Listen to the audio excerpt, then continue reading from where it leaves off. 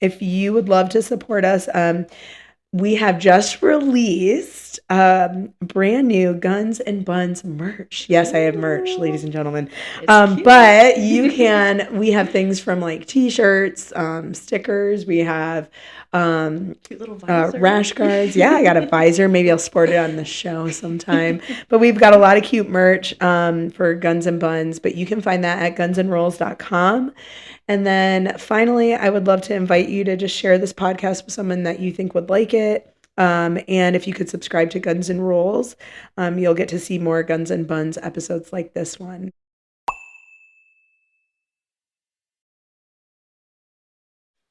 Welcome to Gunz and Bunz, a podcast that celebrates strong, successful women.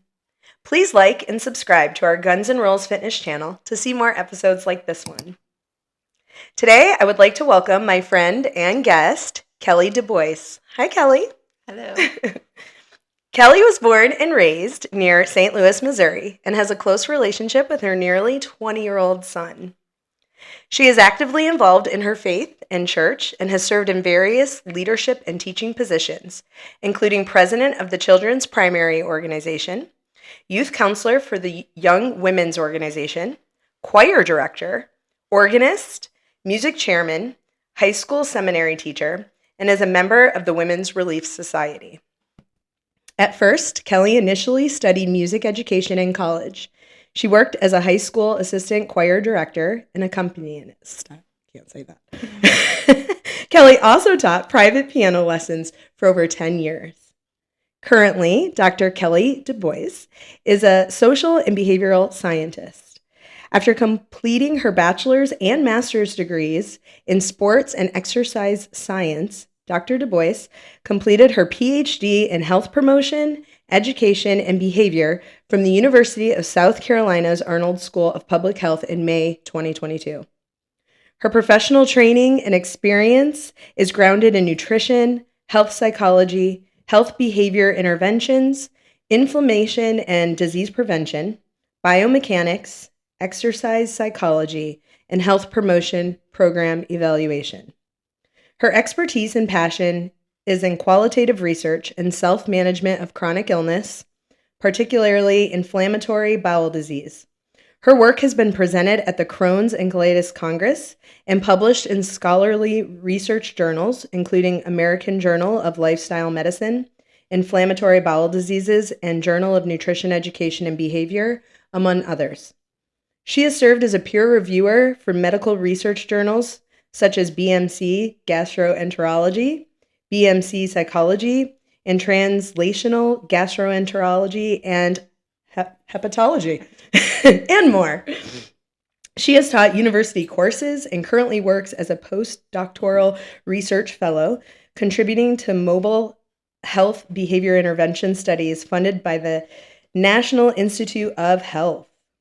In 2006, Kelli was officially diagnosed with moderate to severe ulcerative colitis, an autoimmune illness that drastically altered the course of her life.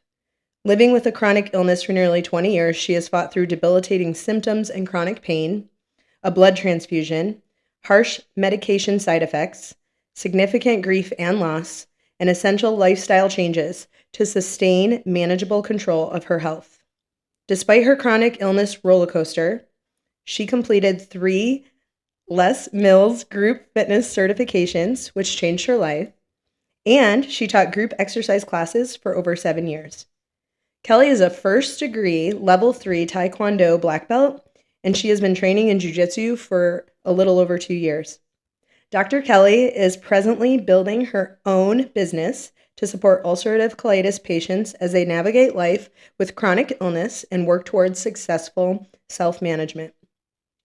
Some of Dr. Kelli's favorite things include canoeing, kayaking, jet skiing, being in and around water, rainstorms, sunshine, exploring and enjoying the outdoors, music, Broadway musicals, baking and cooking, dancing in the kitchen, escaping to the gym, post-workout highs, jiu-jitsu, and people that make her laugh. I love this. Like you. This is amazing. You're one of them. Oh my goodness. So let's go ahead and kind of back up a little bit before Kelli became Dr. Kelli and all these wonderful things that you've done. So give us a little bit of background information today, kind of about like, you're from Missouri, where you were born, how you were kind of raised, and then maybe just like how you've ended up in Charlotte. Like, how did you come to where you are today? The last 40 years in a nutshell. Yes, basically. Sure. Born and raised near St. Louis, Missouri. Okay. I still have some family out there. I grew up in the area, so a couple different locations. Mm-hmm. And then went off to school, got married to a boy from Texas. Oh, wow. So lived in Texas for a while. Wow. And then ended up coming to South Carolina for the PhD. Okay. And then was in Columbia for a little while and then moved up to Charlotte. So I'm second oldest out of 5 siblings. Okay. So 3 brothers, 1 sister. And yeah.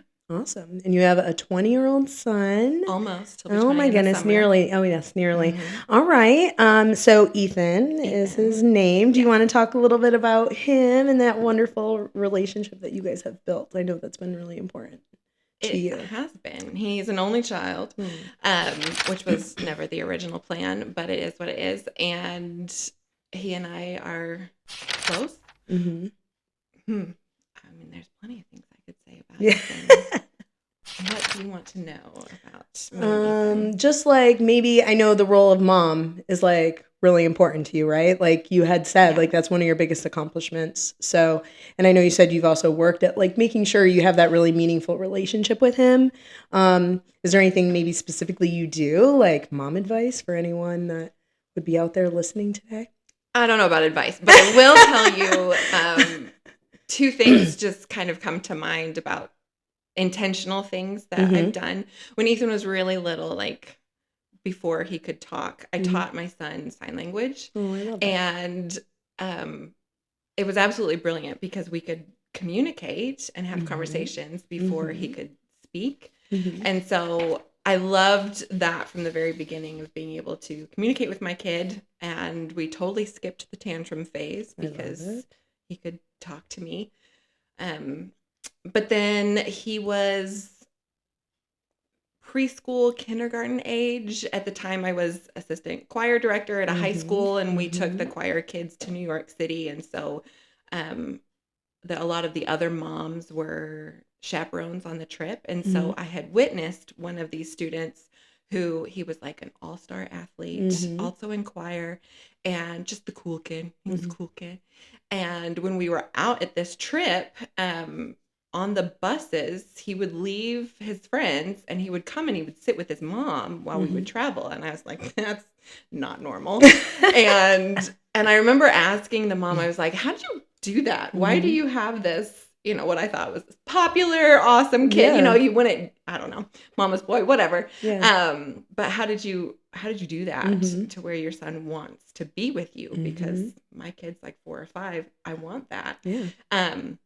And she had told me that she made intentional time every day when her son would come home from school so that she would be the first person he saw. And she would force her son to talk to her every day after school. And I was like, okay. And I made it my goal. I mean, I know it's a luxury for a lot of people aren't able to do this, but I made it my goal to always be home when he got home from school. And so even when I was taking courses in college and different sorts of things, I would schedule around him coming home from school. Yeah. And even like I never made him ride the bus because I was spoiled enough to be able to go pick him up awesome. And just had that conversation with him every day after school. Never missed a day.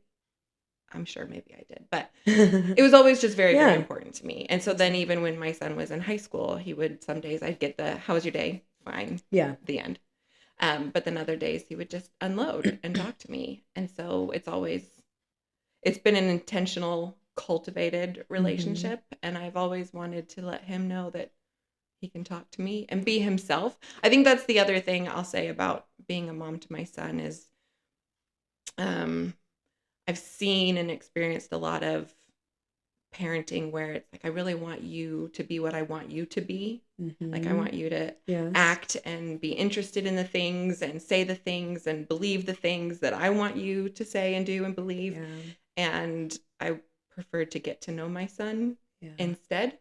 And so that's always been a goal too, is to give him space where I get to know him instead of him feeling like he needs to be a certain person to please me. I love that. Yeah. So that's been important to me. Yeah. It's funny you said that too about like asking him questions and things like that, because I've heard too, like, don't just say, how was your day? Like, make sure, ask prompting questions, right? Because you know what they're always going to say? Oh, it was fine. It was good. Right. Like, so by asking those prompting questions, you learn to find, you know, way more things out about them by doing that. So that's awesome that you were there for him. Have you always worked from home? Or were you, like you said, you were doing college courses at one point, but like, have you been more remote, like through the past few years where you were able to always be there? Or? Yes. So I was very, very blessed, and I was able to basically stay at home when I got to raise him. Okay. So, well, that was a conscious choice, actually. You know, we made the sacrifices, and I think 20 years ago it was a little easier to make the financial sacrifices to stay at home with kids. But I had that luxury, and then as I started working and going to school and kind of developing myself, I made it that way. Yeah. I made those choices, and over the last few years, I again have been very blessed with a much more flexible situation, and so that's just been a huge blessing. Awesome. So I've made that choice, but it's also been semi-easy to make that choice. That's great. Let's head on over to talk a little bit about your education in college, because it seems like after reading this, you've been in college your whole life. This is like, whoa, this is amazing. So it said you initially studied music education in college. So when did that change to, tell me the timeline of all these things. Okay, good story. Yeah. All right. So in high school, I loved music. I just figured that that's where I would go. I'd be the choir teacher. I figured that would be really conducive to a family, right? The teacher lifestyle. Then that just all made sense to me. And so started school, got married, moved, got pregnant. So school was on pause for a while. Spent my time taking care of him. And then when he went back to school, I went back to school. And so then I went back for music, and then,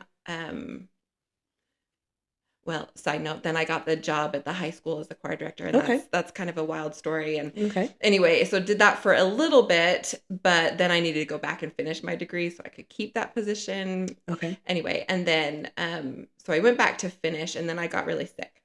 So once I started having all of my health issues, then I took a nutrition class because I knew nothing, and I was not okay, and I needed to take advantage of the opportunity to learn as much as I could on how to figure myself out and figure my health out. And so I took this nutrition class, and I fell in love. I was just fascinated every day. I couldn't wait to go and learn more. I had a million questions. I just thought it was absolutely brilliant to learn.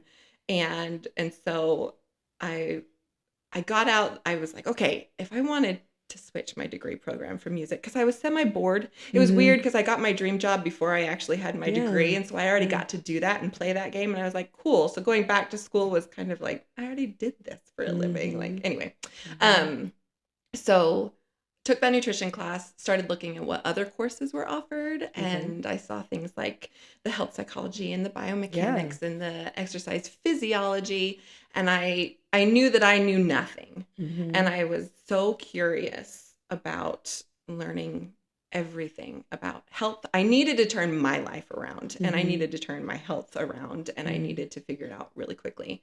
And so the choice had nothing to do with like career paths or dream. It was just, I need to learn these things and I need to understand them. And I was so fascinated by the idea. And my husband at the time was like, what are you going to do with this? Are you just going to coach or be a PE teacher? And I said, I don't even care. My brain gets excited about this. I want to learn these things.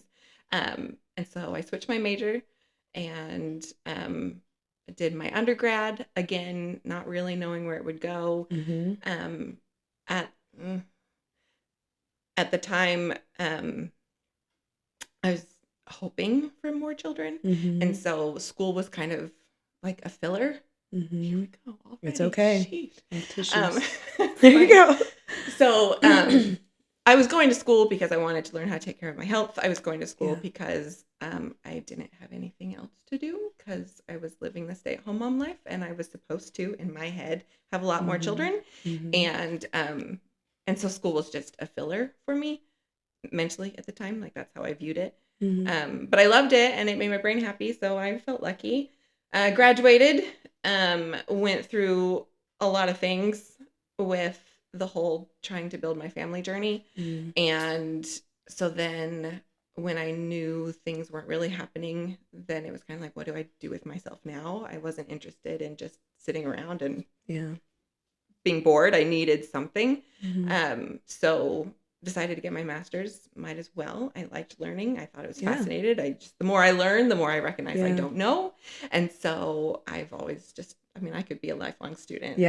If I didn't have to like the tests and the projects and the grading, I can skip that. But if I could just sit in and audit classes all day, that'd be great.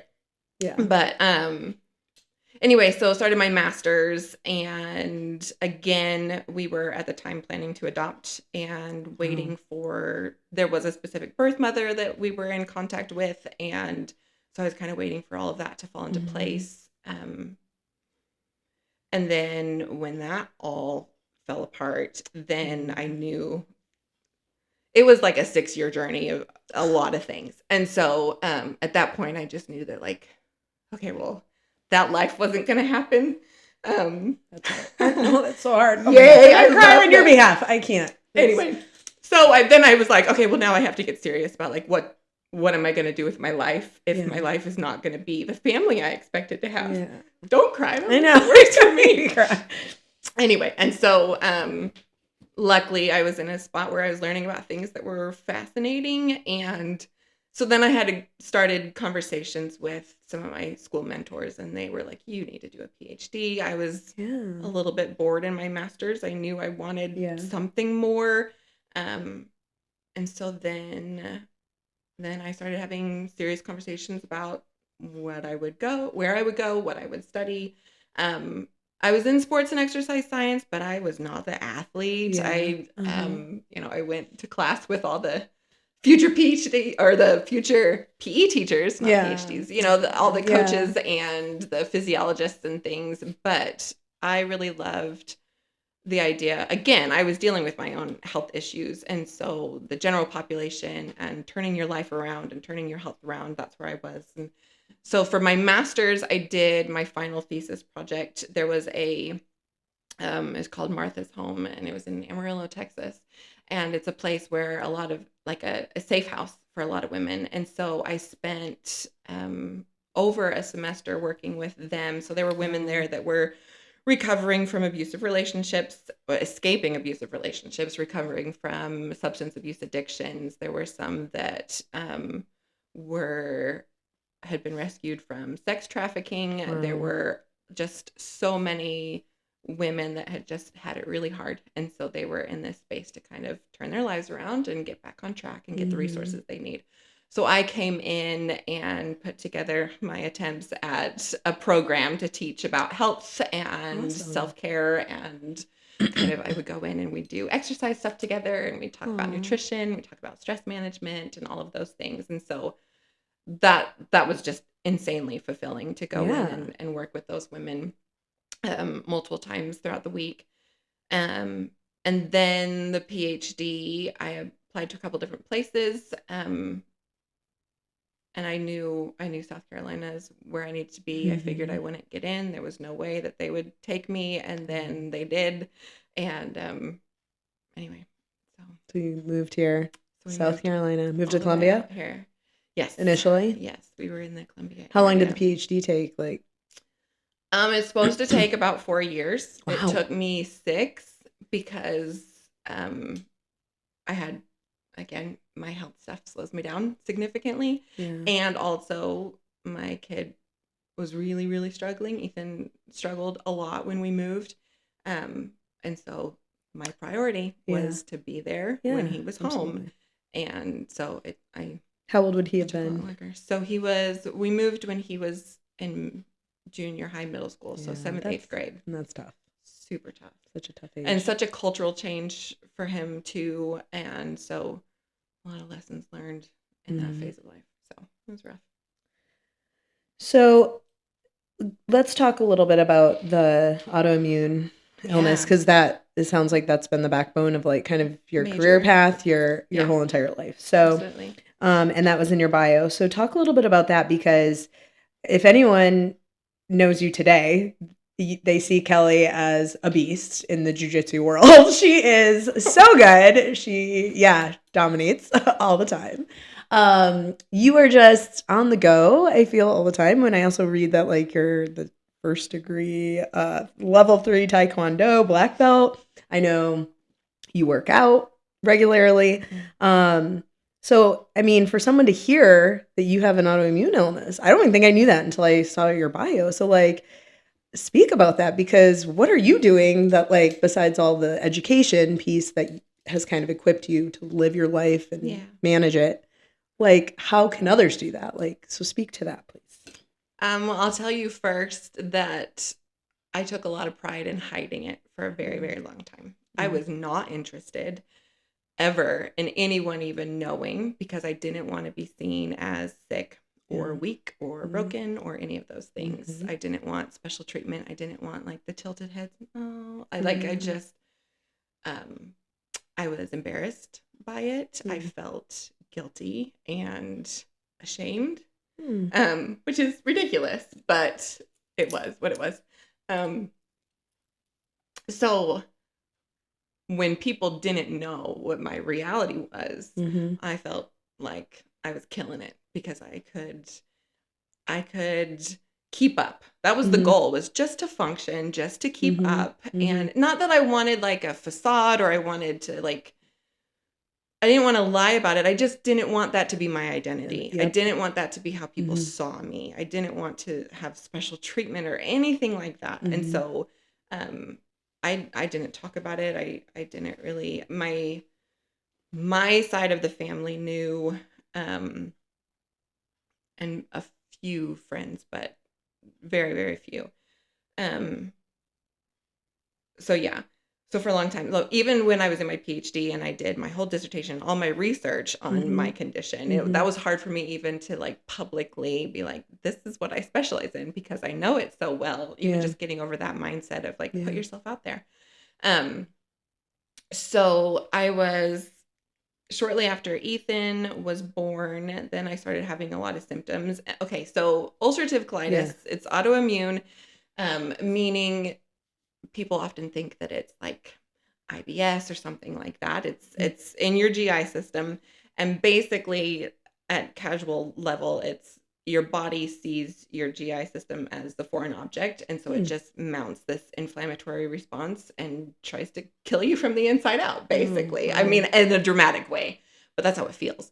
And so because of the inflammatory response that my body puts against my GI system, then with ulcerative colitis, then the colon basically just gets covered in like ulcerations. So open wounds and sores inside your body that bleed, and then your GI system is full of a ton of nerve endings. And so it's just painful at different times. And so I have explained it this way, and I've heard a lot of others, but literally like being stabbed in the abdomen all the time, just over and over and over again when it's bad. And the crazy thing about it is there's no really known, understood like etiology of where it came from, like why it's developed in certain people. There's a couple different estimated understandings, and then there's also no cure. So nobody really knows what to do with it. Is there medicine So there's medications, sorry, my mind just went blank. Immunosuppressant, that's the word I wanted. Immunosuppressing medications that try to turn off different pathways within the immune system so that it's not overactive and trying to mount this attack. So basically turning off your immune system in different ways. the fun part about it is that the body will often create antibodies to these medications. So it's very commonly experienced to have failed medications. So I'd be on a drug that would kind of be okay for a while and then it would stop working. So then you try a new drug and it would kind of be okay for a while and then it would stop working over and over and over again. So the pattern with UC is just a flare cycle. So you kind of get into control and then it will flare. And you kind of go into control and then it will flare. Like how often is that roller coaster? For a significant period of time, I would never go a year without a big flare. So that was changes in medications. And then prednisone, steroids were a big part of my life. And so, and they're hellish. And I'd be on them for months. So the first time I was on prednisone, the dosage was high enough and I was long high. I gained 50 pounds in 2 months. It makes you psychotically like crazy, just stressed and anxious, and you can't sleep and you just, it's not fun. Yeah. It is a very non-sexy health condition. Big flares, like you're rushing to the restroom just to bleed, like literally 20 times a day. That's not even an exaggeration. During the worst flares, it's hell. Goodness. And so you can't, I mean, functioning through life is a little bit difficult. Yeah. And it takes everything away from you when it's active and when it's flaring and when it's out of control, and then you're on these medications and then you kind of get a little hopeful and then no. And so it's this constant like grief cycle of dealing with, nope, I'm not what I thought I wanted to be, and I can't be what I want to be, and all of those things.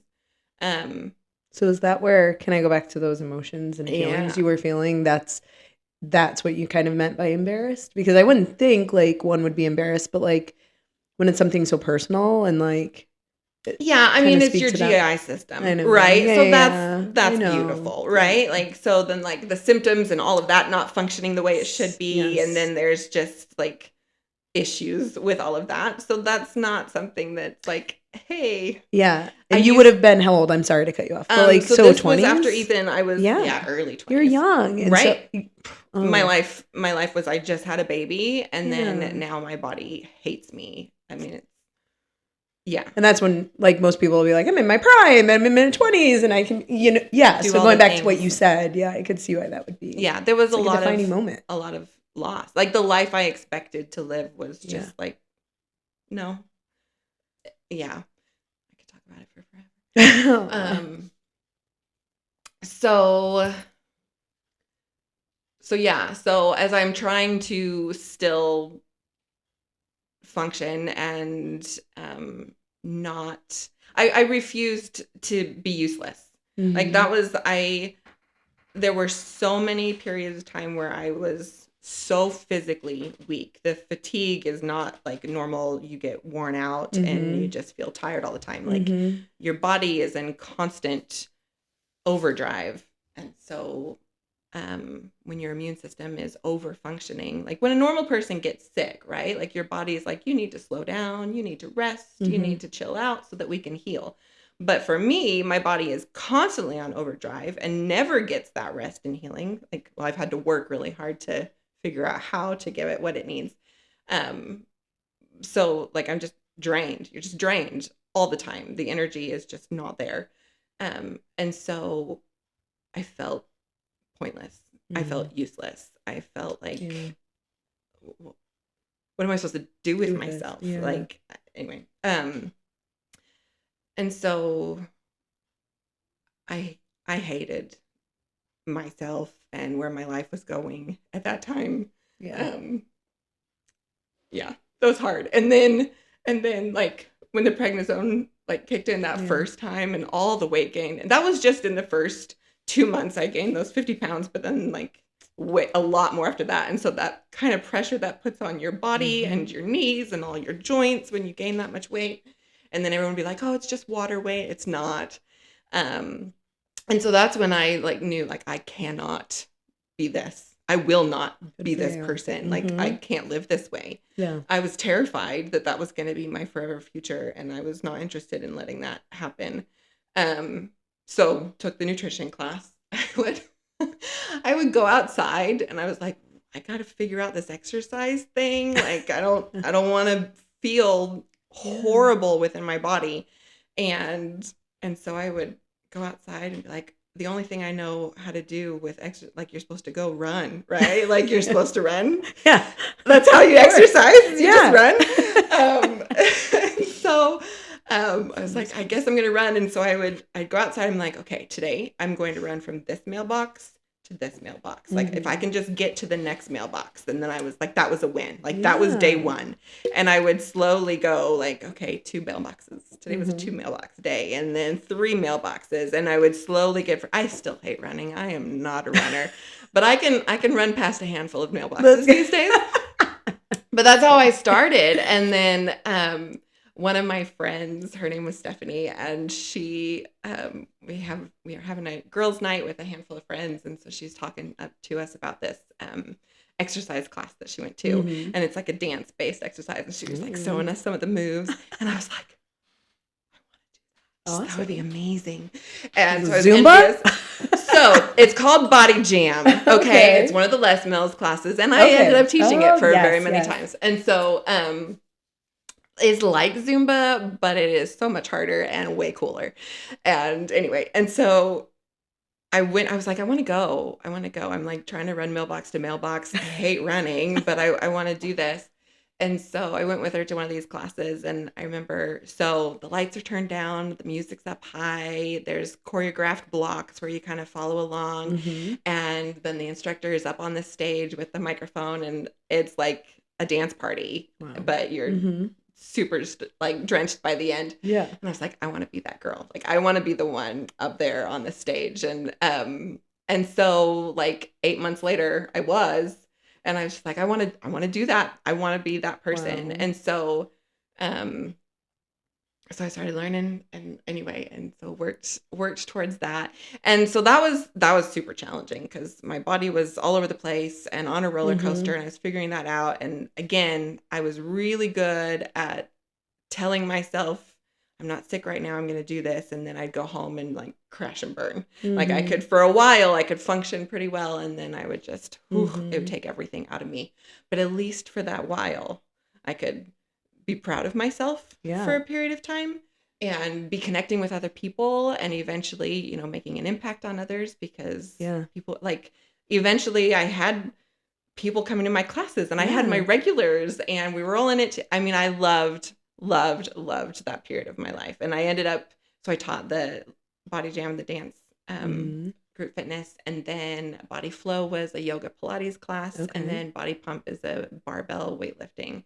So while I'm getting my degree in sports and exercise science, I'm like living it and working with other people, and so that just kind of built into one. So that was major as far as like rebuilding my sense of self, going from looking in the mirror and hating every fiber of my being, and that's what I would just tell myself every time, to feeling like I had something to offer and I could do something, and I was moving, and obviously that made huge improvements to my health.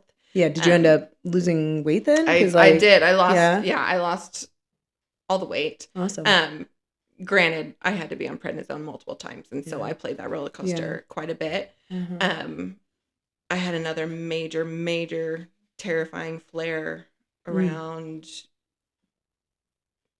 2020. Yeah, right before COVID. So I was like super grateful for COVID, because then the world shut down. So I didn't have to be in public, because I was just Kelli, like super. Prednisone gives you this moon face where you just like look ginormous and all the weight gain and all the things. And so I was like, I get to hide again, and expectations, like I was in my PhD, and so expectations slowed down. I didn't have to produce as much. And so I was super grateful for the shutdown for my own personal like hiding benefit.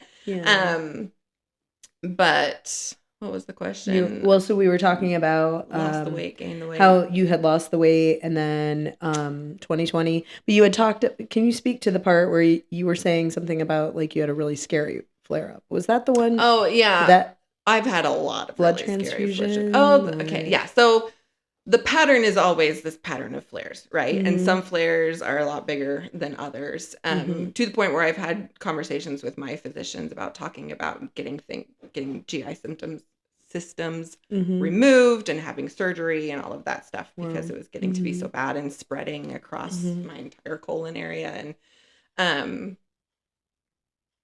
So anyway, yeah, so that was just another recently big flare that I in 2020 because I was on so much prednisone for so long trying to get things under control because the medications are usually insufficient and a lot of patients will have to double or triple down on different medications because different inflammatory pathways can react and attack. So managing the medication is huge. So I have been on some sort of immunosuppressant since I was in my early 20s. But yeah, the blood transfusion was pretty bad. I had gotten to a point where I remember I was walking up the stairs in my apartment at the time, and I had already been diagnosed for maybe a year or two or something. It's all blurry. It's been so long. But again, losing a lot of blood, all the things, and I felt like it shouldn't be that hard to go up the stairs. Like I was trying to take care of my life a little bit, but having no idea what to do and not really understanding how to turn my life around at all. So uneducated. And I just was so drained, and I was like, something's extra wrong, and went to the doctor, and they did blood tests and everything, and she called back that evening, and she was like, you need to go to the hospital. Like, your hemoglobins are so low. Like, this is not, you have to go now. Like, it was go now, or you're going to like pass out and fall over and not be okay in a day or so. So went and got the blood transfusion. And so that was wild. Just sitting there. I remember being in the hospital room and watching, it's kind of a lot, but like watching the blood like enter my body. And I was like, this isn't my blood. Like 2 people had to donate blood in order for me to literally stay alive because my levels were so scary. And so what an odd thing. It was just an odd thing to have your life kind of saved by strangers.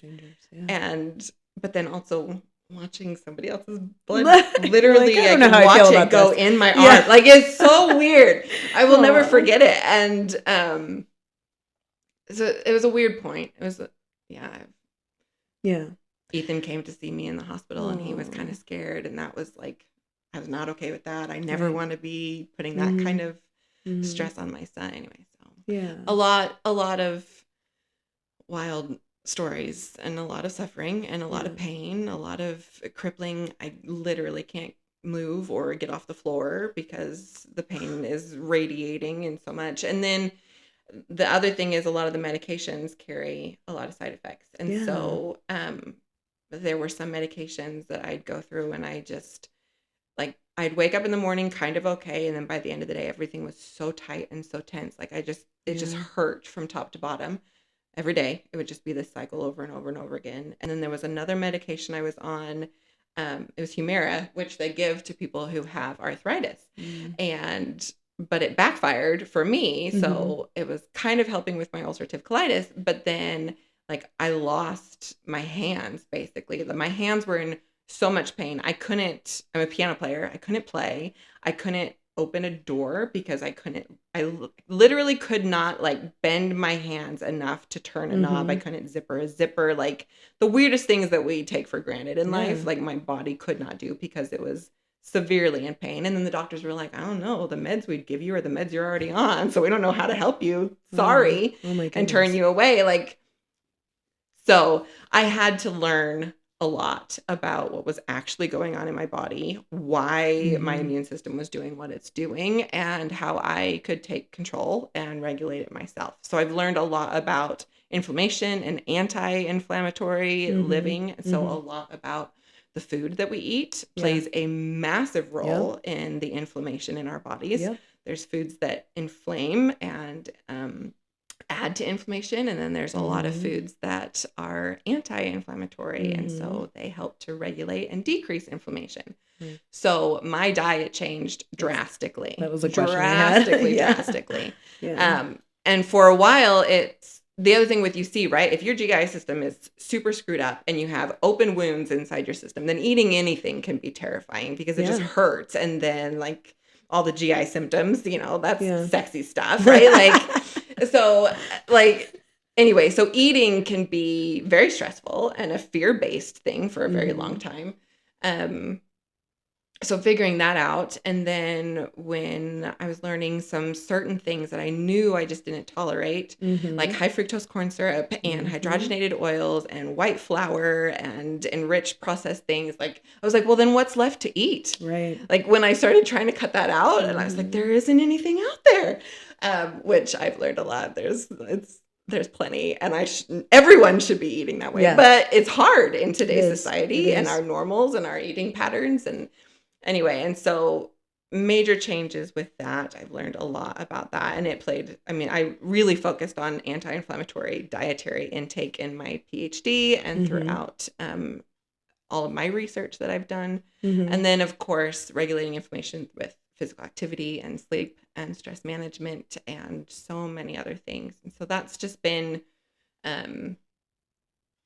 fascinating to me, and to slowly learn those things and test those things out on myself and try to just absorb as much information as I can about what really works, what's trendy, and what's actually science-based and evidence-based for actually making those kinds of changes. So I'm in remission now. I've been keeping on to remission for about 3 years now, which is huge. Maybe 3.5, almost 4 at this point. But it is a constant effort. Like I can't get casual. And when I do, I can feel it. I can feel in my body when inflammation has increased. I can feel how slow I still am when I have to heal from injuries and things like that. When I get sick, like I really have to be very conscious and very intentional about where I'm at. So it's a management thing. Yeah, forever. You've said so many good things. I have a lot of questions. Yeah. So from what I've heard, though, it sounds like it started with the education, which I think is where a lot of people, no matter what they're suffering from, whether it's obesity, whether it's some sort of chronic illness, whatever it may be, it sounds like the first step is you need to educate yourself. So you did the right thing by going that route, right? And that only made you successful in your career, but it's helped you get into remission, right? Like the series of steps that you've taken. So the education, the diet. I am intrigued by the diet. I want to hear more about that. You said like some of those bad like trigger foods or like processed things that can cause inflammation. But I want to know, what's a typical diet look like for you? And like you said, it could be for anyone. Yeah. And I anticipate what you're going to say, but go ahead and tell us, what is a typical diet? What do you think I'm going to say? Well, I mean, I would think more natural things that come from nature, right? So like I think plants, animals, anything that is found in nature, right? Like the things they say, I think you're supposed to shop on the outside or the outskirts of the grocery store, not the inside aisles, right? Outside the circle. Yes. Sorry. So tell a little bit more about your diet, because I mean, I think it's good for anyone on a health journey, whether it's to cure some sort of illness, to help subside symptoms, or to lose weight, whatever it may be. So can you talk about that? Well, I will say this caveat first is I love food, and I am not perfect. And I have a sweet tooth, and so I like to bake, and I feel like I could be a poster child, but realistically, right? Like, I'm not perfect. We'll just say that real fast. But typically, yes, plants and animals, like fruits and vegetables and solid proteins. I don't believe that I need to spend a ton of money on like super fancy things, like just the basics, just quality ingredients in the end. But the other thing that's huge is like seasonings and spices are super anti-inflammatory. So like anytime I have veggies, I'll put like turmeric is my favorite, right? So you've got turmeric and garlic and ginger. And a lot of like the Indian spices and things like that are all very anti-inflammatory. I didn't know that. Anti-inflammatory. And so anything, really, it comes to like, you can make your food very flavorful, not by adding a ton of like salt, butter, sugar, but by adding some of those more, anti-inflammatory spices. And there's a word, and I can't think of it right now. But anyway, the word for all those things. Just makes a difference, and it's easy. So I'll do that to a lot of my food. Okay. So you said the education piece, the diet, and then the working out. So Speak a little bit more about that too, because I know you were also you were also working out at Rockbox. Is that the same thing as the No. Les Mills? Okay. No. Sorry, I'm ignorant question, but not sorry. But on the outside looking in. But yeah, can you talk about that? Do you still train at Rockbox? I do, Okay. and I love it, and it's so fun because I just need to hit things. Okay. And so Rockbox is fun because you go. Yeah, and what's that like? Yeah. So you go and you work kind of kickboxing on heavyweight bags, and then you do a lot of like functional training, lifting and stuff like that. And every day is kind of different, and they shake it up, and I love it because I don't have to think. And I can just go and turn my brain off and hit things as hard as I want to and lift things and put them back down and feel strong. I'll say that, like, because of things that I've done, like, I will chase anything that makes me feel strong because I know exactly what it feels like to be on the complete opposite side of the spectrum.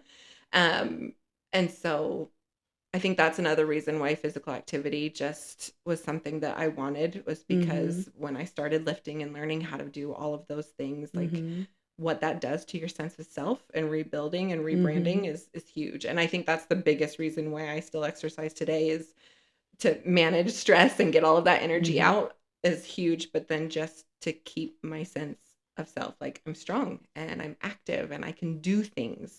And I think I will always have that mindset no matter how long I've been in remission. So I have a lot of pent up like anger and resentment towards all of these things in my life. And so I love that physical outlet. But yeah, so Rockbox is fun, and I don't remember the initial question. Why do I like go? I was just talking about the workout piece. So you did the Les Mills, you've done Rockbox, you do Jiu Jitsu, you've done the Taekwondo. Like, right. So again, maybe even like how'd you get into Taekwondo? That like journey. All of these, so many journeys. Yes. Okay, so we'll finish. We'll come back to Rockbox. Okay. Which actually Rockbox will lead into Jiu Jitsu. So we'll get to that. Okay.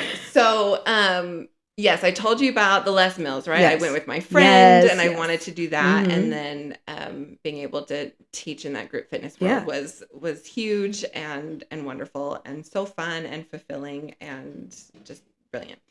And then we moved. So then we left Texas and moved to Columbia. And so I continued teaching the Les Mills classes. I went to one of the big gyms and got a job there.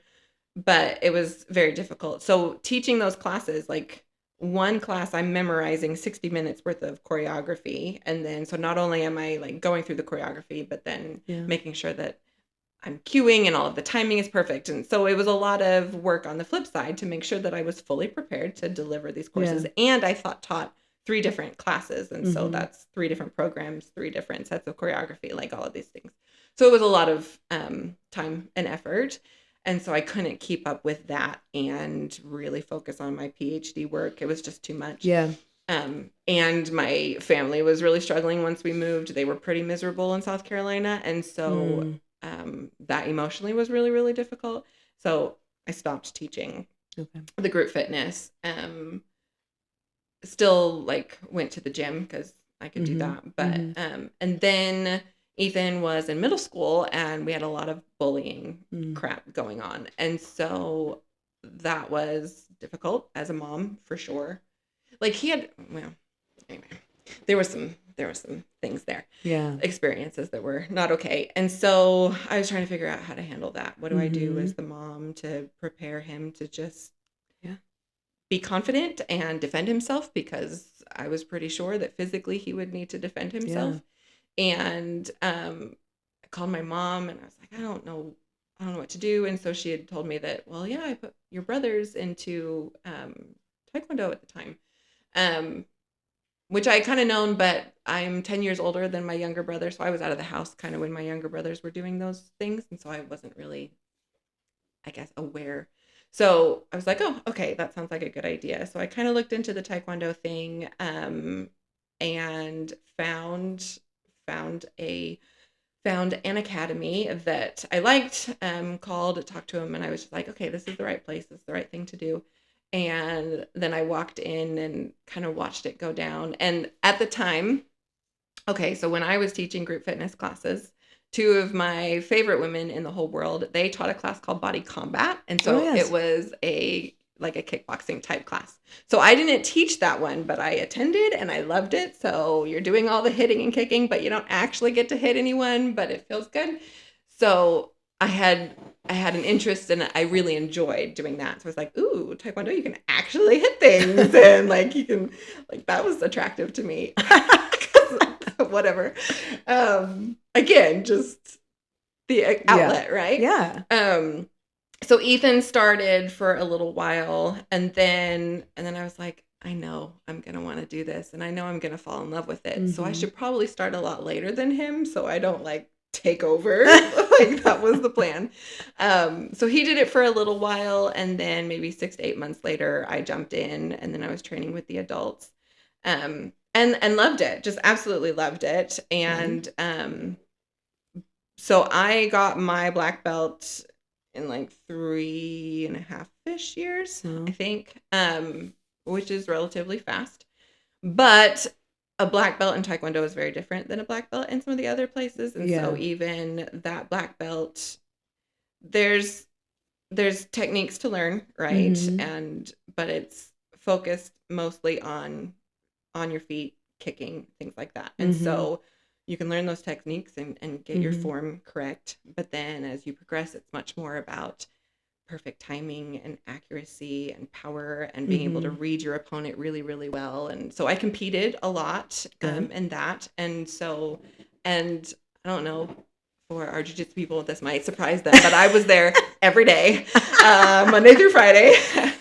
I went, well, no, not Fridays, but Monday through Thursday and some Saturdays at training. And so, yeah, we did that. And there were very, very few women. So I had my Taekwondo brothers and just trained with the guys, competed against the girls,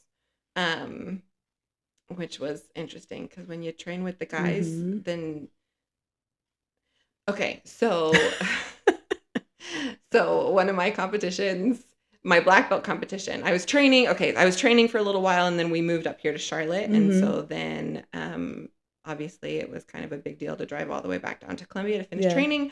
But I had just got my black belt and I really wanted to compete at black belt level. So then I would travel back and forth and I was like, I'm going to at least hit this, what their version of Worlds was, and compete as a black belt before I have to give it up because I was and I wasn't interested in going to another location. I had looked at other Taekwondo places here and I was like, I want Taekwondo with my instructor. Like that was the connection for me, nothing else. I didn't want to go somewhere else. I wasn't interested in that. And so I competed. But anyway, so when you train with fighting men and then you compete against women, then the women in Taekwondo were very catty and just not supportive. Again, we didn't have a lot at our academy. On occasion, some would come in. But at the competitions, they were ridiculous. There was one time I kicked a girl in the head, as you're supposed to, because you get points. And then apparently she was prone to seizures. And so I put her in like a seizure and she had to be taken to the hospital. And then I felt bad. Like, I was like, I'm sorry. Also, you should have blocked it, but sorry. Like, like it's not my fault. But then for the rest of the competition, all of the other women were just like booing me for the rest of the comps. It was horrible. And it was just that kind of stuff. And I was like, thanks for respecting the fact that I did a beautiful, beautiful kick to the head. And I'm sorry that it like, I don't know. You're like, what do you do? And sorry, not sorry. And anyway, and so when I came into jiu-jitsu, I was like, I don't want to play with the girls. Like, girls are... So that's why you're a little more comfortable. Okay, so let's jump over to jiu-jitsu. Yeah. Finish what you were going to say, sorry. Well, yeah, that was what I was used to, was training with the guys and then being very turned off with how the women treated each other in competitions. Luckily, I have experienced very different things in jiu-jitsu, and so it has rewired my attitude. But but yeah. So then how did you come into jiu-jitsu? Because going back to rock box, I think your identifier when Avery introduced you, or he told me about you, he's like, there's this girl coming tonight. She's from rock box. Like, I guess you knew Mia knew you or something. And yeah, that was like your identifier. This girl coming in, she trains at rock box. And like, I mean, still older than you, but barely closer to my age. But like, anyway, so tell us about that. That's so funny. She's from rock box. Like, it's a lot more to me than rock box. I know, right? But yeah, I was like, oh, this athlete coming in. Yes. Okay, so 2 answers to that question. All right, so we had moved, right? And so I couldn't continue traveling down for Taekwondo, so I had to let that go, which was hard, but the right thing to do. And I knew even like I couldn't keep up with my health and my work. If my money was going there, then I needed a gym membership locally, and so that just logistically it didn't make sense for a lot of reasons. So then I was like, okay, I need to find a place to exercise. And so I found Rockbox, and I could have just gone to a cheap gym, right? And just done my own workouts. But Rockbox was the energy that I needed. I needed to hit things again. Like that was a huge drive. And there was an instructor there that I just fell in love with right away. And she was amazing. And so I was like, okay, this could be fun. And so I started going there just to work out. Mia came along, and so she got a job and she started teaching there, leading the workouts. And I remember, I love Mia, and I remember, I'm thinking like Avery's going to be so proud. Okay, so the instructors at Rockbox will be like, okay, here's the bags, right?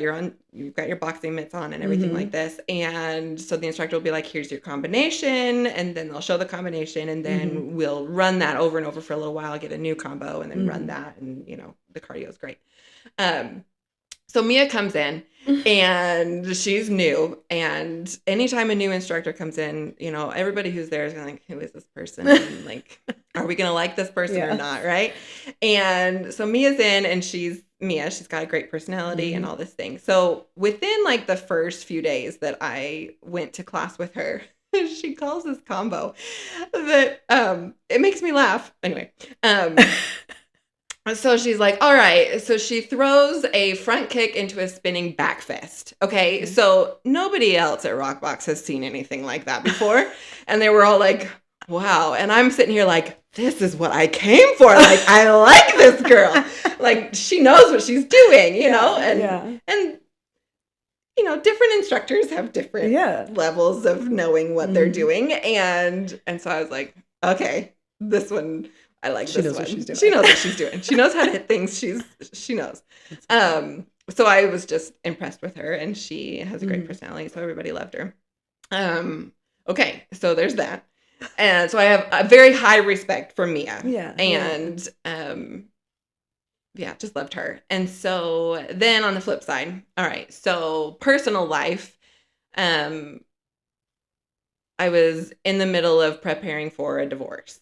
So I'm coming up on 3 years, I think. Okay. We were separated for a year because legally we have to be separated before a divorce. But when we separated, we knew it was a divorce. And so that happened. He left around May. He left, like days before I defended my dissertation.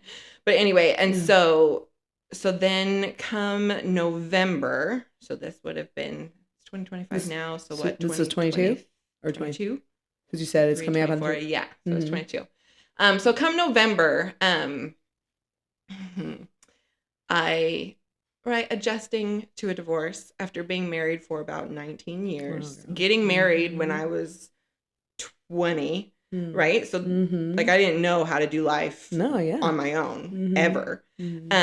So that's just beyond huge, massive change to adapt to and deal with.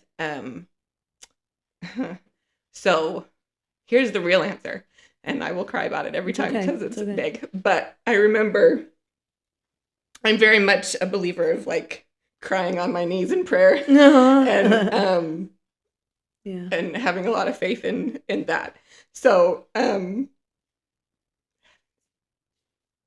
was one particular day where I was just very overwhelmed with trying to figure out life. And I remember getting on my knees and just pleading for help and just thinking like, I need something. Like, I need something. I don't even know what I'm asking for. Yeah. I don't know what I need. I don't know what the answer is. I don't know what to do, but I just know that I need something. Whether, and again, I didn't know what I was asking for, but now, somewhere to put my mind and and also something to kind of rebuild my identity and something to work towards, right? Goals to have when your whole world like flips upside down again, right? Like I've already been through this in a different way, but like you got to have something to feel like you are somebody, right? Like, anyway, and so it's just very, very pleading, deep emotional prayer. And I remember kind of just pleading and then just sitting and trying to listen for whatever came. And the clearest voice came to my head and it just said, find Jiu Jitsu. Like that was the answer. Oh my goodness. It was so clear and just so strong. And I was like, okay. All right. And I mean, that didn't come from me because I didn't even really know that I wasn't looking for that. That was not me. And so I was like, all right. So like immediately, like if answers come like that, like you act on it and figure it out, or else you talk yourself out of it at a different time. And that was just me making that up or whatever. I was like, okay, find jujitsu. And what is jujitsu exactly? Like, what am I doing? And I knew that my brothers had, I was like, I think that's what my brothers have done. And they have. And my older brother did some MMA and stuff like that. I was like, okay. And so I looked up and looked at like different places in the area. Like, okay, where do I go? What's available around here? What options do I have? And I remember just looking at, I don't remember which ones and turning other ones down. I just know that I tried to do as much research as I could. And I came upon, thank you. I came upon Triumph's webpage and I just knew, like, there was just this overwhelming feeling of like, that's where you belong. Like, that's where you need to go. I remember, this is silly, but I remember Avery's picture on there in his like Sambo outfit, right? With the little shorts and like his bare thighs and I was like, bare as in like, he's a bear, you know? Big thighs. And I was like, okay, that's Avery. And I just, it just felt right. And it looked like from the website that they were competitive and I, am a little pompous as far as like the quality of training that I want. And I was like, I didn't want like, as I learned, I was like, well, I don't want to go to places that are just like, oh, yay, self-defense. Like, I wanted to fight. Like, the more I looked into it, I was like, this is what I need. Yeah. And so then I knew that's where I belonged. And then I'm looking through the pictures and Mia's in the pictures. And I was like, oh, Mia? Like, I knew Mia. And I knew, like I said, I knew that I had hard respect for whatever she was doing. She knew what she was doing. And so then I was sold immediately. Like, so it's not like you had known she was in jiu-jitsu. Nope. You didn't know her brother owned a gym. No. Oh, wow. I didn't know any of that. And so her coming to Rockbox and then validating that like at least I had somebody to like have a familiar face. So I didn't come in completely empty. So I called or maybe I texted Mia or asked her about it or something. And it's my brother. And I was like, well, it's your brother. Then maybe it'll be a little easier for me to like jump in and called Avery. And I remember asking Avery, like, do the girls and the guys train together? And I think he interpreted it like, well, yeah, there's other females and you're good. And I'm like, I came from Taekwondo where I only trained with the guys and I was pretty angry about females at the time. And so I was like, no, I want to come in. Like, is it okay if the girl, like, do they cross train? And plus I'm big, right? I'm tall. I'm the heaviest female in the group. And so like, the guys are more my size, right? And so like, even like if I want to push people around, I want to be able to try to push people around. Yeah. That was my mindset coming in. I have since learned that I need to train with the females more because it's different. Jiu-jitsu is different. It is. And I don't get smashed nearly as much if I train. Anyway, because the guys are stronger than me, as they should be. And so, anyway, called Avery and came in and did the free week, like right around Thanksgiving time. And just was like, okay, this was the answer. This is what I'm doing. And had really curious high expectations for what it was going to be. If this is my huge answer of how I'm supposed to get through this phase of my life, then I was insanely curious to know like, what is this going to do? And it has, lived up to expectations and then some. I will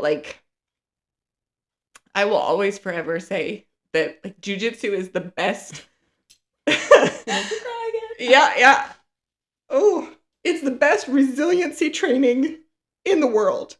Like, there's nothing that gets yelled more in jiu-jitsu than get up. Yeah. Like, how often, like, just get up. Just get back up. Get up, get up, get up. And, like, how symbolic that can be. And then, like, just such a fan of the mindset work that jiu-jitsu represents, and obviously the physical outlet is wonderful, and the relationships that I have been given and blessed with because of the academy and the people there and the environment that Avery has created. It's been so healing, and there have been different people at different times that have been exactly what I've needed in different roles that have just like imperative for my healing process in physical and emotional ways, and spiritual. Like, I see so many spiritual parallels. I remember one of my first competitions, and there were lots of people yelling. So not only was it like amazing to turn around and see these people like cheering for me, like I was like, where in my life if I felt that? Like, never. Like that was huge. But one of my favorite, and this is religious based, faith based, but I'll go there because that's huge in my life. But I remember in one of my early competitions, right? You're not looking at your coaches, right? But you're in this struggle, and in this fight, in this grapple, and then you have this voice, right? That is so much more knowledgeable than you, that can see things that you can't see. Sorry, I get loud when I cry. Tissues if you need them.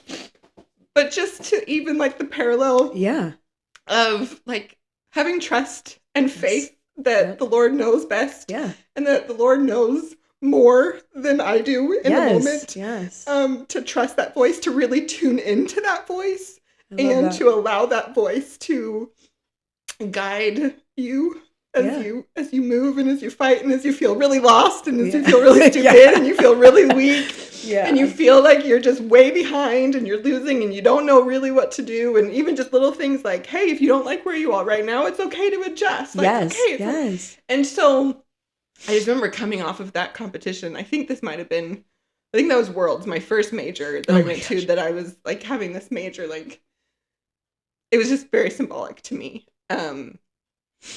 And I was like, okay, like just the things, even just the spiritual lessons that I learn about life and the struggle of life, and who to trust and where to put your faith, and what voices to tune into, and how to allow other people to help you and train you, and how to be okay with the fact that you feel like you're failing all the time, but in reality you're actually moving forward, and it's the hard things that really actually move you forward than just taking it easy and being comfortable, and just all the things that jiu-jitsu teaches.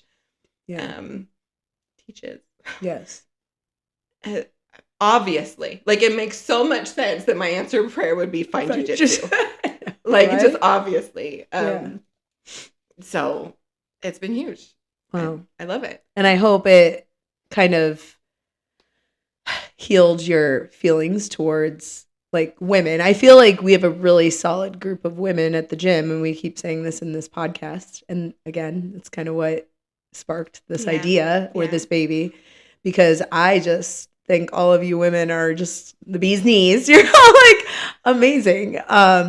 And to hear all these stories too, and to get to know all of you on a deeper level, personal level, it only, confirms like what I already thought about all of you. I'm like, these people that train jujitsu, they're already like, again, it's intriguing. Like, what type of woman would train in jujitsu? Because I know how hard it is. And it's that is this question, this burning question I have, like, well, what made this girl start, or this girl, or why would you be doing this? And so to hear that, like, that it was just part of, it's a part of your healing process, part of your journey. And I also think it's interesting, you're 3 years, you said, almost 4 in remission, and you're going to hit your 3-year anniversary November of this year. What is it? If it was November of 22, 3 years of being independent. Right. And it'll be, 2.5 years of jiu-jitsu. So like, but I think that's a big part of it. Oh yeah. Healing the mind and all of those things does a huge part. Do you feel too like healing? Jiu-jitsu has maybe your self-image, maybe has it changed too? Like you talked about strength, right? And that's part of this too, right? That's one of my questions I usually ask. What is strong and successful? And what do you think that means? And like you said, you love the strength aspect, right? Like for anyone to call you strong, I know if someone calls me strong, I'm like, oh yeah. So like I could see that, especially coming from like that struggle, right? Of this autoimmune illness, right? Like to be able to find your strength in jiu-jitsu, I think. Feel strong. Now, we all understand that in jiu-jitsu, there's a lot of times when you don't feel strong. I know. But also getting used to that in a different capacity and learning to be okay with that. I used to like refuse, right? And so now kind of learning to not be strong and learning to not always feel confident and capable, and learning to accept that and let that be a part of who I am. Like there's a lot of that inner working in my brain as well. And so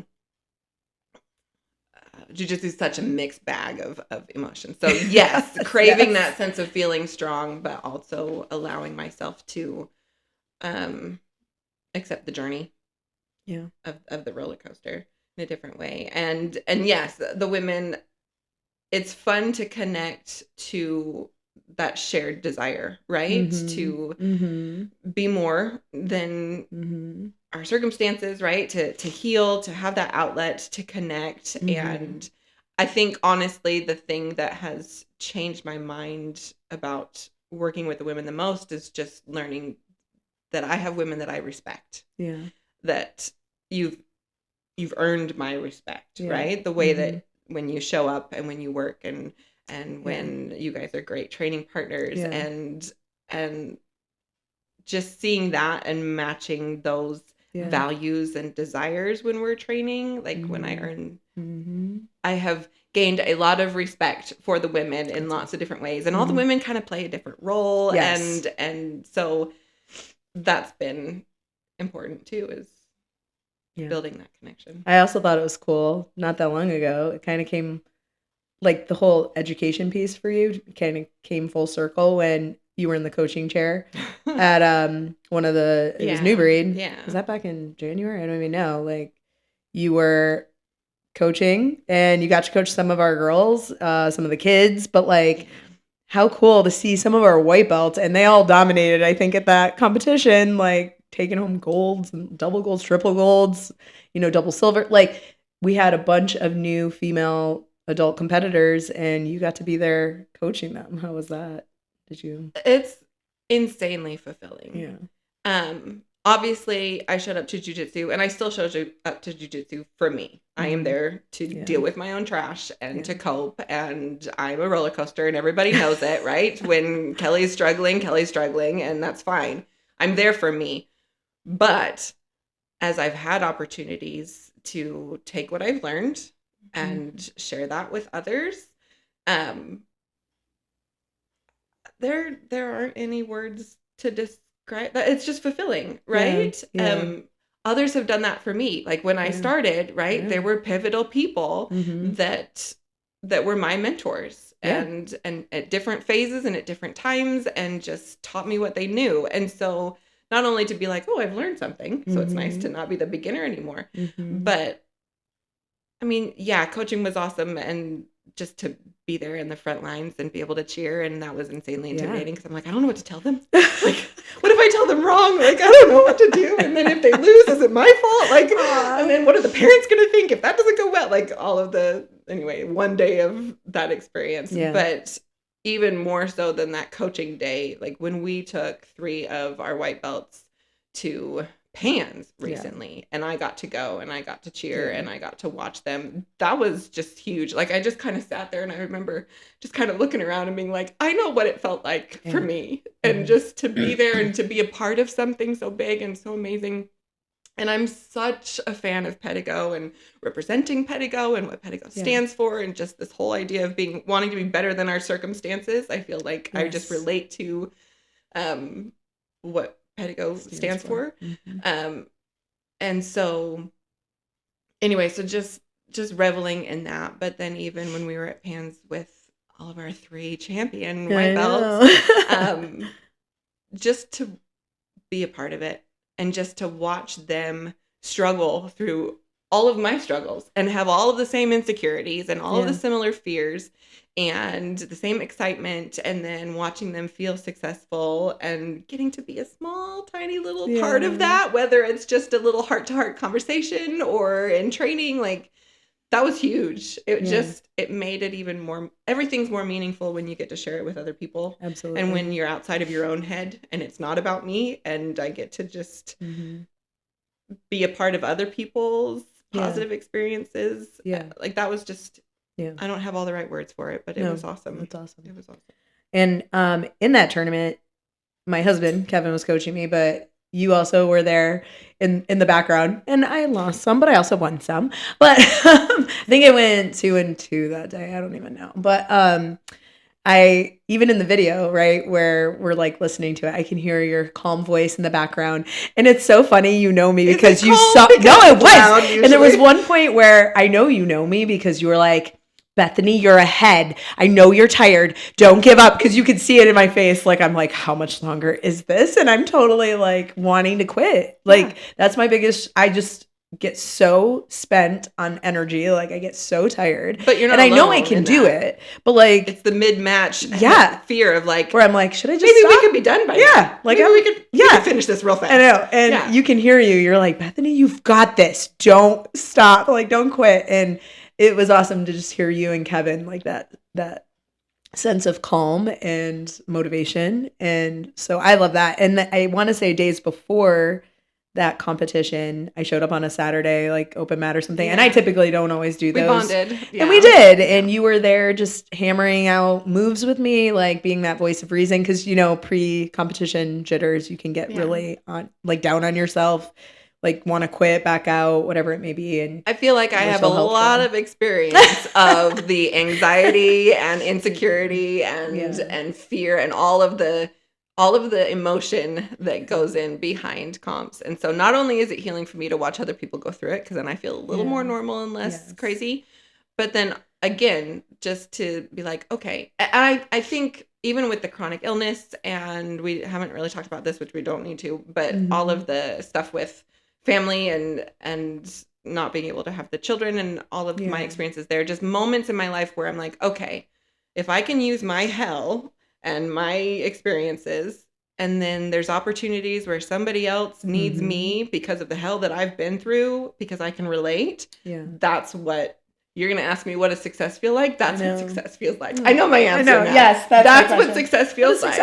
Is when you can flip your hell into meaningful and fulfilling connection. And so being able to listen to the other women have similar emotions and similar fears and similar stresses, and knowing I've been there and I've done that and I'm still trying to do that. And at least that helps to bond and help us relate. That's what hard things are all about, right? Is learning to relate to other people and be available. So, and I think that's part of my healing journey too, is like when you're going through a lot of hell, like you're in your own head and you're dealing with your own stuff. And so for a while, I have not been emotionally available for other people. I'm just so trying to be emotionally available for myself. Yeah.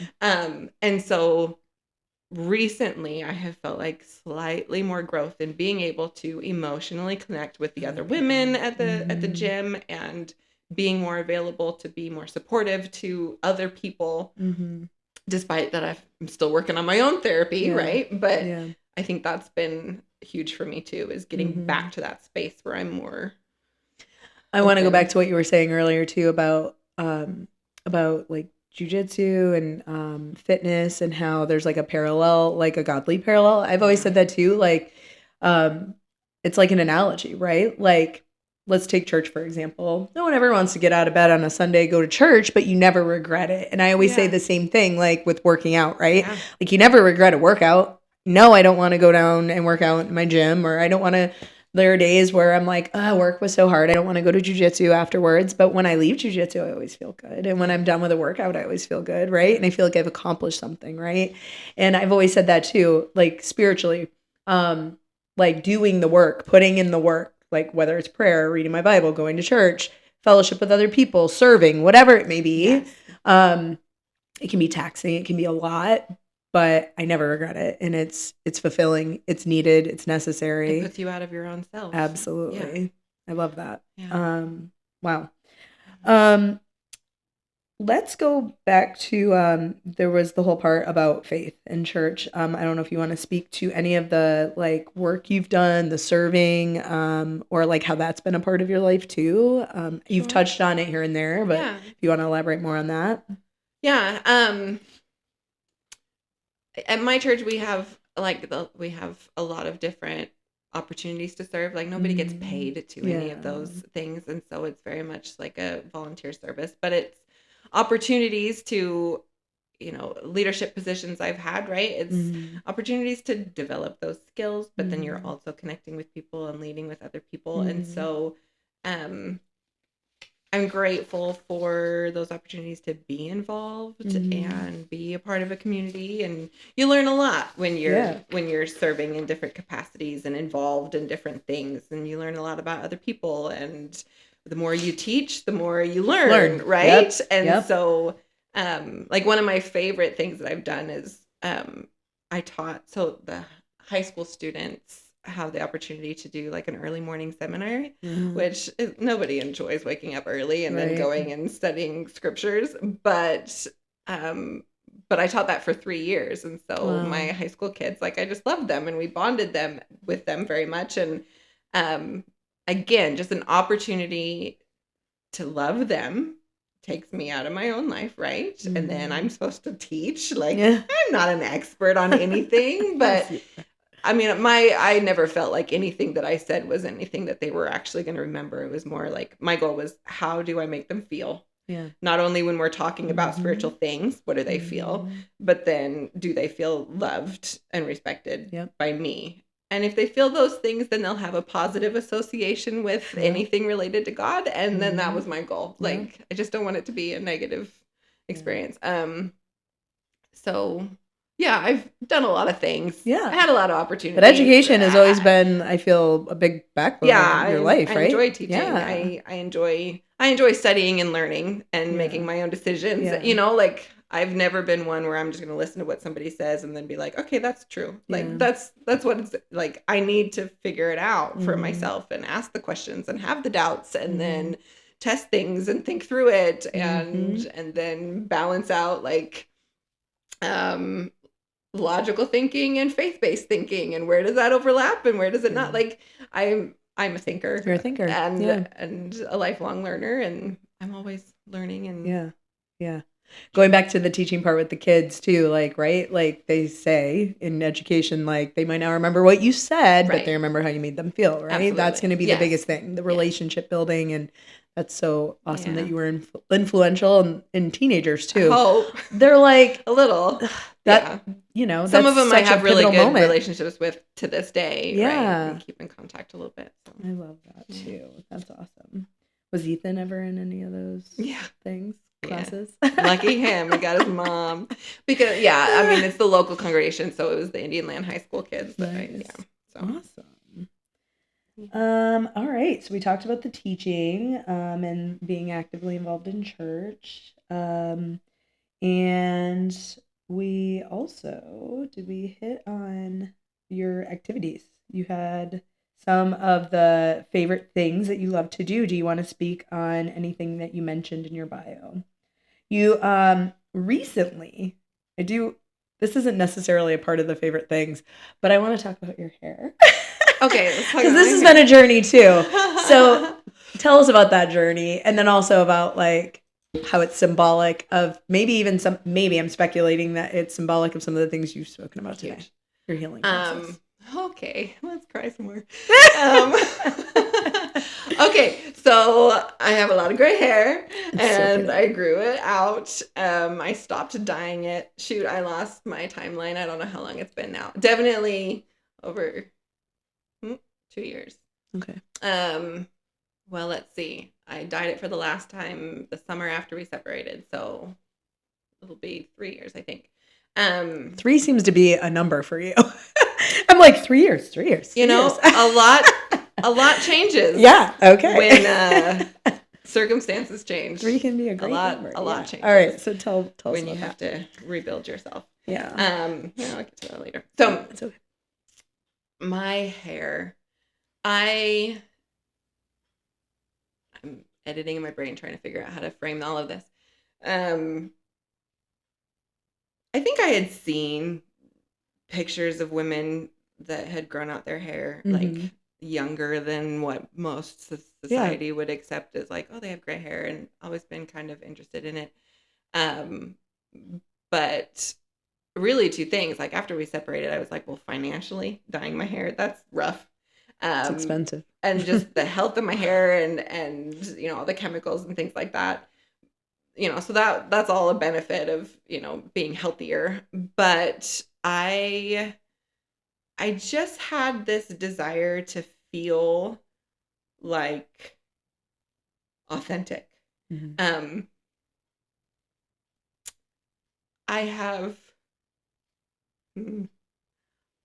I learned to be very, very good at living in a way that catered to other people's comfort zones. Very much minimizing myself or editing kind of me so that I was accepted by others close to me, and that so that others were proud of me, or that they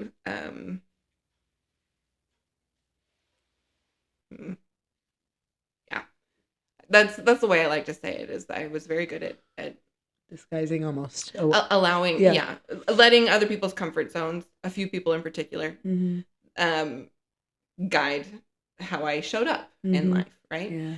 And of course, you know, with such a drastic change to my marriage and things like that, it was an opportunity for me to just be free of that and start to figure out like, okay, I had a conversation with my older brother once on the phone when I was trying to like work through divorce and like, okay, what do I do? And he's like, if you choose to get divorced, then you have, just consider this empty space. You have an empty room ahead of you, and it's empty. And that's kind of exciting that it's empty because you get to fill it with whatever you want. Also, it's empty and you have to fill it. Like, it's your responsibility to decide what goes into this room, but you're the one who has to do all of the work to rebuild. Right. And it's going to be empty, and it feels empty. And so as I've always thought in my head, like when you start with this empty room and trying to decide, okay, what is life going to look like now when I'm doing it 100% by myself? Who do I get to be? How am I going to show up? And who am I going to allow myself to become? And what voices do I listen to, you know, and who, all the things. And so it was kind of exciting to be like, you know what? I don't have to dye my hair anymore. I love it. there was messaging given to me about how I should look and what was attractive and what wasn't attractive and things like that. And so one of the things I was like, okay, well, I can do whatever I want with my hair now, and it can be whatever color I want it to be. And so I was like, just the littlest thing of being free to just be me. And so as I let it grow out, it was ugly and weird, and it didn't, it doesn't look good, but I was really attracted to the idea of, okay, I'm going to go through this process. It became very symbolic for me of, there's some people who will like dye their hair gray, so as their gray grows, and they kind of like make this transition. And I was like, no, I'm going to do it the ugly, raw way, because I know that my life getting through a divorce is going to be ugly and raw, and the emotions are going to be crazy, and how I'm viewing things. And I mean, a divorce kind of is ginormous upheaval of everything you've ever known, everything you've believed, everything you've told yourself, everything you've trusted in, all the things get dug up and shaken up, and then you have to figure out where it's going to settle. And so I was like, no, we're going to do this the ugly way and awkward way. Granted, I work from home, so it's not like I have to be in front of a lot of people all the time. So it's okay if my hair is like weirdly 2 different colors. And I mean, so there was a period of time where like I had the hair that had been dyed a ton of times, and it wasn't very healthy, and it wasn't very soft. And then I'd have this new hair, and all the new baby hairs grow, and it looks crazy. And then as my hair grew in, it was much softer and so much healthier. And it wasn't the symbolism of non-conforming and just letting 100% authentic, biologically me come through. And then the fact that it took 2 years to even get long enough to where I felt like I wanted to like feel like it had grown out all the way. It takes a lot of time to grow and change, and it takes a lot of discomfort and awkwardness, and being willing to not match anything around you, and not match societal expectations and beauty expectations and any of that. And even still, I'll look at pictures, I was like, oh, my hair is a lot of gray in it. I'm like, whoa. But because it simply to me symbolizes me and the process of finding myself, and being okay with the fact that I don't care what anybody else thinks about it, and I don't care if you like it, I don't care if you agree with it, I don't care. I for like the first time, there's something about me, I genuinely don't care what anybody thinks, because I like it. And I think it's kind of pretty. And it makes me, I don't look like, I don't know anybody else who has my hair. I like, nobody else did this for me. I didn't have to buy it. Like, this is mine, and it's me, and it's just hair, but it's not just hair. Right. And then it's unique because I have these weird like white strips in different places, and it's just so cool. I like looking in the mirror. I went from so many years ago looking in the mirror on the prednisone, just unhappy, hating what I saw on the outside, because I was so miserable and dead and angry and hurting on the inside. And then I can look in the mirror even on like my not put together moments and be like, oh man, I love this white strip, like this is so cool. And I like, it's just a different view of myself every day. And it's a constant reminder of, this is who I want to be. I just want to be me, regardless of what anyone else thinks I need to be. It's like metamorphosis, right? Like you've gone through that healing. And I really want my son to feel that way too. I guess wrapping back to the beginning, like I want him to know that who he is and what he thinks and what he wants for himself. That's where you go. Like, I'm going to be authentic. I'm also going to be on my knees and make sure that the things I'm doing are in line with what I think God wants for me, right? I'm going to do that in alignment with him. It's not all about, well, this is what I want, this is what I think, so I think it's important to align myself in that way, but still find the authentic version. And going back to early on, and I feel like you kind of answered this, but I'm curious if there's another reason.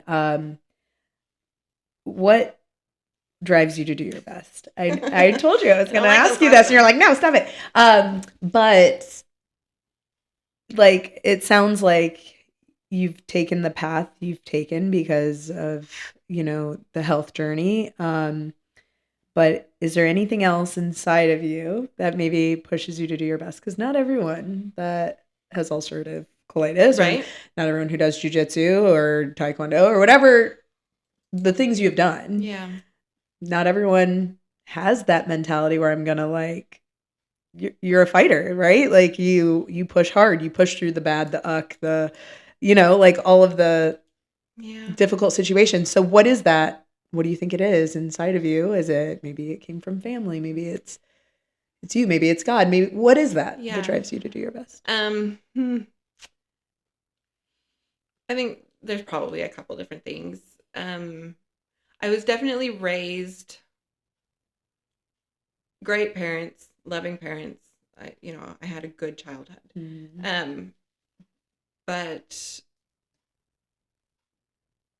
how do I say this the right way, right? Like, I think there's a lot of like praise for praiseworthiness and then disappointment for the rest. Yeah. Kind of a thing. Yeah. And so I think there's always been like a lot of, I don't want to be a disappointment. Yeah. I don't want to be a disappointment to myself, yep. Or to them, or, close people who are around me. And even when I got sick, that was one of the hardest things, is because I felt like a disappointment. I felt like a disappointment as a wife. Yeah. I felt like a disappointment as a mother. Because it was like, oh, well, he married me, and then this is not what he like. Yeah, he didn't. Right, like he didn't know what he was signing up for. Signed up for this, right? Like, and so I had a lot of that to work through. I think that was one of the reasons why I didn't want to be useless, is because I didn't want to be a disappointment to people. Yeah. So I think that's part of it, right? That external pressure of, I want to be praiseworthy. I want to do things that, like, you're a doer. Yeah. On the flip side, though, I don't think I had a lot of space to not be praiseworthy, if that makes sense. Like, to make, like, the first time I got a B, I got in trouble, like, at school. Like, that kind of, like, this is really disappointing. We all know you can do better. Like, what happened? There must have been a reason, right? So I think there was a lot of that, a lot of expectation of how to act, how to be, how to show up, be a good example to others, always. Yeah. Sometimes you just want to break down and not have to be the example, right? Like, but anyway, so I think that's part of it. I think what I said about, I don't want to be useless. I know what it feels to be useless, and I'm so afraid of living that way that that's just unacceptable, which maybe goes back to that. I don't know.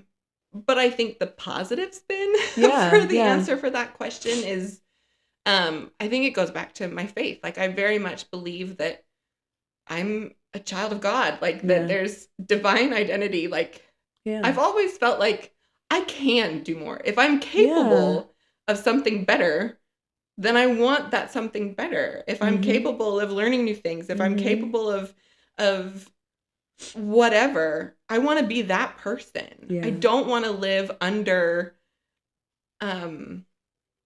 potential. Like, right. I feel like I will be most fulfilled and proud of myself and just happy if I'm who I am divinely designed to be. And if I'm going through all of these things in my life, I refuse to believe that that's just to hold me back. Like, it's gotta be, there's gotta be things I need to learn. There's gotta be people that I can influence, right? There's got to be purpose behind the trials. And so I'm going to find that. Right. I'm going to find that purpose. Yeah. I'm going to live up to that. I'm going to be the version of me. I don't want to disappoint Heavenly Father either. Like, no, I get that. If he has a version of me that he knows that I can be, I want that. I want to be that person. Yeah. Why would I want to be anything else? That's something that runs through my brain a lot. The Bible says, do your works for God, right? Like Right. unto God, not for man, right? And also I love that idea too of it's almost like this idea of pursuing excellence, not for necessarily anyone else, Right. not to say look at me, but like to glorify your Father in Yeah. heaven. And one time I heard I think it was on a podcast or something, they were saying how like nature does everything it was created to do, right? So like if you think about a bull, like it's gonna procreate, right? Like, or you think about like a tree, it's going to grow to the highest it can, right? Yeah. Or it does what it's designed to do, right? Like you think about animals and plants, right? And stuff like that. Like Right. human beings are the only ones that are going to be like do less than, right? Because like Yeah. I don't feel like it today, right? So Like or we're the ones that settle, Yeah. right? And so I we love have that. a lot more adversity and a lot more. Yeah, but I love that you said like you were divinely created to do everything that you can, right? Like live to your fullest potential, right? Yeah. Like so I really love that. I think that just kind of speaks volumes. And so I do think there's a part of you too. I think as much as like we try to like we all are the way we are based on experience, background, circumstance, how we were raised, whatever it may be, where we were raised. But this idea that I feel like we put an expectation on ourselves too, always. based on those experiences, right? I'm Yeah. the same way. Like there were certain expectations in my house too. I also think it's like being raised in a Christian household. My mother always said, Christians have to be better. You have to do better than like, and it does put an added pressure on you. Yes, absolutely. And It does. And so I get frustrated with the way things are taught, right? Like good, honest, true principles versus like unrealistic, unhealthy messages and expectations. Yes. So absolutely. There's a fine line. Do you have any advice then for anyone that might be feeling that? Like too many expectations, unrealistic expectations, maybe going through some sort of adversity. Do you have any words of wisdom? I mean, you've said a lot of good things. I mean, I'm still figuring it out, right? Grow your hair out. No, let it go gray. Just figure that process out. My advice to those of us trying to work through external expectations versus our own. I don't know. I'm still I don't know the answers, but you're actively looking for solutions. I love that. Actively looking, just one day at a time. Mm-hmm. Yeah, and you found things that kind of fuel that one day at a time. Yeah. That's awesome.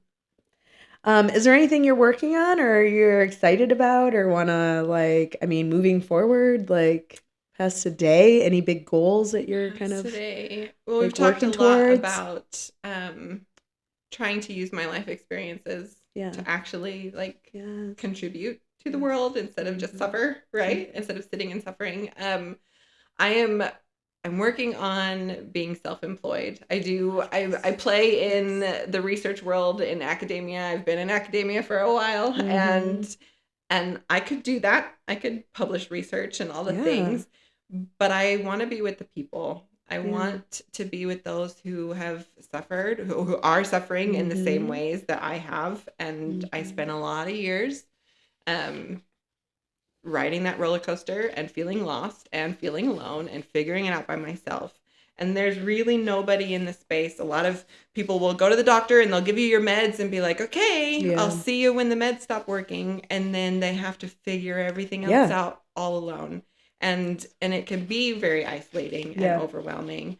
And so I want to be in that space. So that's what I want to do. That's what I want to do for my career. Like the PhD was just learning and growing and developing. I want to use that in my own life experiences. And so, I'm working towards building my own business, being self-employed and really being the person that leads others through that journey of figuring out how to self-manage and make those major transitions after diagnosis of chronic illness. Yeah. That's awesome. What's the timeline on that, do you think? Do you have sorry. My current employment ends in the summer, so I have to be functioning fully or else I Fantastic. Yeah. Do you want to plug anything, or is it too premature right now?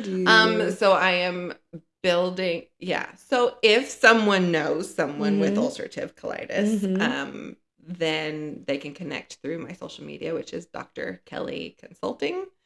So that's a work in progress of trying to build that kind of branding and put myself out there and attract people who need me. Yeah. So that's awesome, Kelli. So proud of you. Man, I would have never known all of these things. Wow. I feel like we could talk for much longer. So I'm going to have you back. Promise you'll come back. You say that to everybody. No, but I do want to. I mean, there's more, but we'll save it for next time. We'll keep people coming back. Sure. But if you don't have anything else, I'm going to go ahead and sign off today. If you can support us, we have now released Gunz and Bunz merch at gunzandrolls.com. We'd love for you to check it out. And then finally, I would love to invite you to share this podcast with someone that you know that might appreciate it, that might connect with Kelli. But I would love for you to like and subscribe to Gunz and Rollz. And if you do that on our YouTube channel, you'll be able to catch more podcast episodes like this one. But thanks for tuning in today. I appreciate you, Kelli. I love who you are. I love everything about you. So next time, hopefully we can connect again. But I hope you guys keep coming back, and we'll see you next time. Thank you. Bye.